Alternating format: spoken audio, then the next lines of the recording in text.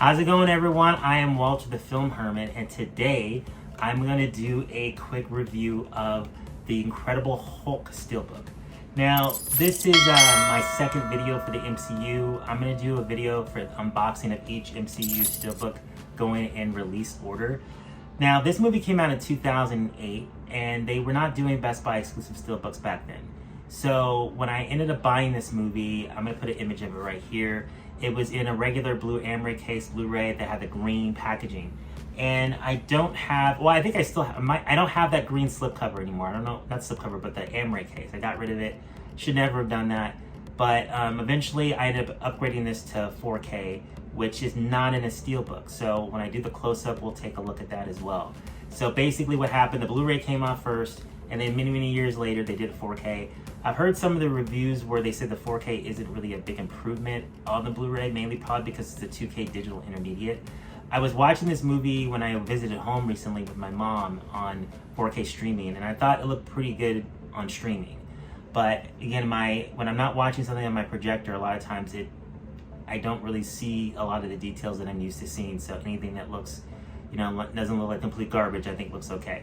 So this is probably my least favorite MCU movie, not because I think it's bad. I just think it's over time since they recasted the Hulk. Edward Norton plays the Hulk in this movie, and we don't see a lot of the characters again, even though we recently saw the Abomination in Shang-Chi, and of course William Hurt came back many times as General Ross. We never saw Liv Tyler's character again, and Edward Norton was recast with Mark Ruffalo. So this film isn't as important to the whole MCU arc as some of the other movies. But, and I've seen it lots of times. Sometimes if you see a movie too many times, it kind of gets to the point where you're kind of over it. I think this one I've been over with for a little while. But, overall, it's an entertaining film. It's just not my favorite in the whole MCU canon. And hopefully, maybe when She-Hulk turns around, maybe some of the story pieces in this film become more relevant as we see Hulk and other things. So we're going to take a look at this Steelbook and a quick look at one of the Steelbooks that came out around 2008. This is another Blu-ray Steelbook. So we'll take a look at both of them and we'll do a comparison. Okay, so we're going to take a look at these two Steelbooks, but before that, just a little bit of a history. Back in 2008, Universal had this idea of having these comic book style Steelbooks. They used it for like Bourne Identity. They used it for the Hulk, the first Hulk that came out. And these Steelbooks weren't all that impressive. I think the only reason I picked this one up because it was like really cheap, and I didn't have a Steelbook for Hulk at all at the time. So I was like, well, we'll just get this one so that way it can go on the shelf with the other ones. And when this one came out, I think this was an FYE exclusive, sorry. And this one, I was like, well, I want a better Steelbook than this one here. I'm gonna open these up here in a second. Now, when it comes to my 4K copy, when the 4K came out, they didn't have a Steelbook, so I just got a regular slipcover for the 4K copy. So that's my 4K copy. No need to really unbox that because not much to see in there.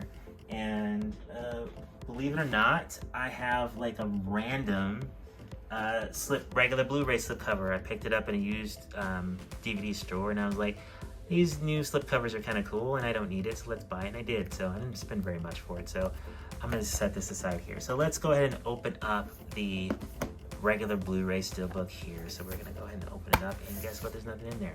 And I think I took the DVD out because I don't really use DVD anymore. So, and this artwork is, they actually have J-card art on the back instead of extra regular art, which is really lame. So we're going to move on. So Best Buy did eventually, I think it was like a year or maybe 2 years ago, they did a 4K Steelbook. The difference with this film and the other films is that this is not a Disney movie. This is a Universal movie. So when they did the Disney 4K Steelbooks, this one was kind of left out because this is not they don't own this film. The movie rights for Hulk are owned by Universal. So whenever they do solo movies, it's got to be a Universal production, which is why they don't do Hulk solo movies anymore. So let's take a look at the inside. Now they did eventually do a 4K Steelbook, and I was going to get it, but it was the exact same Steelbook that I already had, and I already had the 4K, so I was like, why waste money on that? So let's open this baby up, and the only difference with the 4K Steelbook is they had 2 trays inside instead of 1. So let me take this disc out of here. This is the same original disc that they released back in 2008. So that's a cool image of the Hulk standing next to Emil Bronsky. And I love how the art goes from side to side. So decent steel. I also have a higher end steelbook that I ordered from Korea. And it's from a company called, this is on the back here, because I don't remember, Nova Media. And it's a slipbox steelbook. And I wanted to get more of these Marvel slipbox steelbooks, but now they're so expensive, I never got more of them. But this one I decided to keep sealed. It's got the side panel there, and it's numbered, and it's numbered on the bottom. So I have 711 out of 1,000. Ooh, lucky me. And it's got the steelbook in there, and it's got a book in there. But I just figured, let's just keep that sealed. Don't need to open it up. Who knows, it might be worth something one day.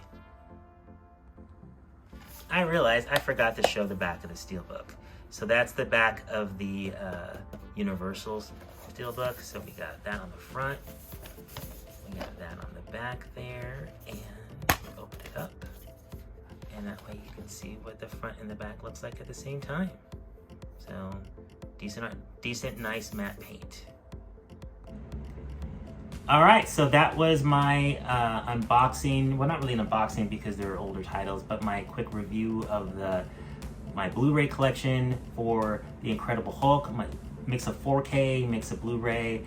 It kind of stays that way until we get to later MCU films where they had a consistent 3D Best Buy steelbook every time the film came out. And I think, if I remember correctly, the first the first Best Buy exclusive steelbook was Thor: The Dark World, because the film before that, Iron Man 3, did not get a Best Buy steelbook, and then the Avengers got like a metal pack. It's like you bought the regular Blu-ray, but then you had to submit. You got a free metal pack if you bought it at Best Buy. I never got that because it's like a mixture of a steelbook and a metal pack. It's weird.